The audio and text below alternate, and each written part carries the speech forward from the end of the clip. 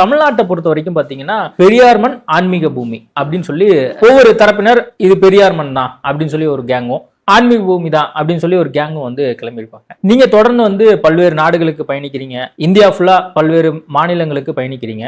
உங்களை பொறுத்த வரைக்கும் நீங்க ஆன்மீக பூமின்னு தான் சொல்லுவீங்க. ஆனா அந்த ஆன்மீக பூமியில பாஜகவால பெருசா ஜெயிக்க முடியல.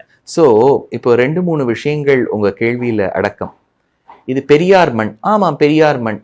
ஏன்னா ராமானுஜர் என்கின்ற பெரியவர் வாழ்ந்த மண். அவர் பெரியார் தான். எனக்கு அவர் பெரியார், அவருடைய மண். ஆழ்வாராதியர்கள், பொய்கை ஆழ்வார், பூதத்தாழ்வார், பேயாழ்வார், 4 வேதங்களை தமிழ் செய்து கொடுத்த எங்கள் சுவாமி நம்மாழ்வார், மதுரகவி ஆழ்வார், 6 அங்கங்கள் வேதங்களுக்கு உண்டு. அந்த 6 அங்கங்களுக்கு சமமாய் திருவிருத்த, பெரிய திருமடல், சிறிய திருமடல், திருவழுக்கூற்றிருக்கை, பெரிய திருமொழி, திருநெடுந்தாண்டகம், குருத்தாண்டகத்தை கொடுத்த திருமங்கையாழ்வார் என்கின்ற பெரியார் வாழ்ந்த மண். அதே சமயத்தில் 12 திருமுறையை கொடுத்த நாயன்மார்கள் என்கின்ற பெரியார் வாழ்ந்த மண். அருணகிரிநாதர் முருக பக்தியில் தத்தளித்தவர், அப்படியே மிதந்துட்டு இருந்தார் அந்த முருக பக்தியில. திருப்புகழ் பாடி கொடுத்த அருணகிரிநாதர் என்கின்ற பெரியார் வாழ்ந்த மண். ஆச்சரியமான தமிழ் கவிதைகளை பாடி கொடுத்த சுவாமி வேதாந்த தேசிகன் கொடுத்த மும்மணி கோவை, நவமணி மாலை, திருச்சின்னமாலை, அடைக்கலப்பத்து போன்ற தமிழ் பிரபந்தங்களை கொடுத்த சுவாமி வேதாந்த தேசிகன் என்கின்ற பெரியார் வாழ்ந்த மண். இப்ப அவரவர்கள் கூட்டத்துக்கு அவரவர் ஆச்சாரியன் பெரியார்.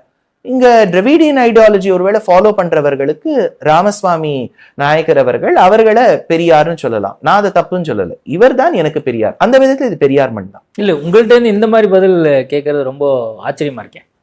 ஏன் நான் வந்து பெரியோர்கள்லாம் வாழ்ந்த மண்ணுன்னு சொல்றேன். பெரியார் என்பது ஒரு டைட்டில் சர்மாஜி. அது எனக்கு பிடிச்ச வாளுக்கு நான் கொடுக்கும்போது அவர் தான் எனக்கு பெரியார்னு சொல்றேன். ஒண்ணு. 2வது, நீங்க கேட்ட கேள்வியில இது வந்து பெரியார் மண். இப்ப இந்த இடத்துல பெரியார்னு சொல்லக்கூடியது இந்த டிராவிடியன் ஐடியாலஜியில சொல்லக்கூடியவர்கள் சொல்லக்கூடிய பெரியார். அவருடைய மண் என்று சொன்னால் நீங்களே கொஞ்சம் யோசிச்சு பாருங்க. நீங்க you're quite experienced in journalism and politics.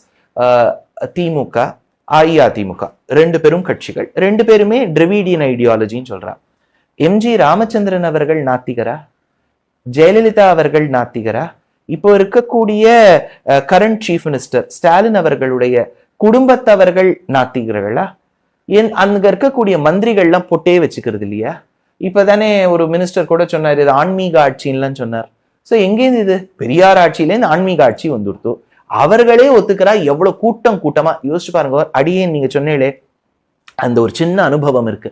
பாரத தேசத்தில் நிறைய மாநிலங்களுக்கு சென்று எத்தனையோ கோவில்கள் போயிருந்தாலும் மார்த்தட்டி சொல்லுவேன், தமிழகத்துல இருக்கக்கூடிய அளவுக்கு ஒரு கிராண்டியர் ஆஃப் த டெம்பிள்ஸ், சோழர்களும் பாண்டியர்களும் பல்லவர்களும் நாயக்கர்களும் விஜயநகர மன்னர்களும் சேதுபதி ராஜாக்களும் எழுப்பிய கோவில்கள் மாதிரி வேற எங்கும் காணும். யாமறிந்த மொழிகளிலே மாதிரி அவ்வளவு பிரம்மாண்டமா.